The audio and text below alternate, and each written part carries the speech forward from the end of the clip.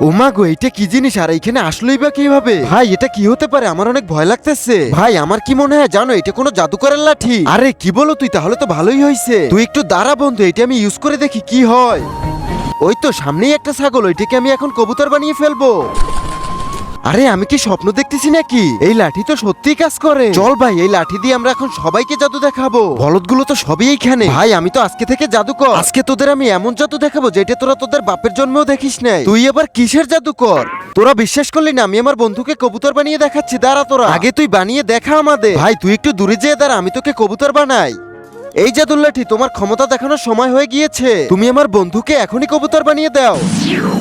আরে ভাই এটা কি জাদু দেখাইলি তুই? চমৎকার চমৎকার। বন্ধু তুই তো তোর জাদু দেখাইছিস, এখন তুই আমার জাদু দে। আরে এই বলদটা এবার কি জাদু করবে? বন্ধুরা তোমরা যদি মহান আল্লাহকে ভালোবেসে থাকো তাহলে এই ভিডিওতে একটি লাইক করে চ্যানেলটি সাবস্ক্রাইব করো, আর যদি না করো তাহলে বুঝবে তোমরা মহান আল্লাহকে ভালোবাসো না। আরে তুই তো আমার বন্ধুকেই মেরে ফেললি।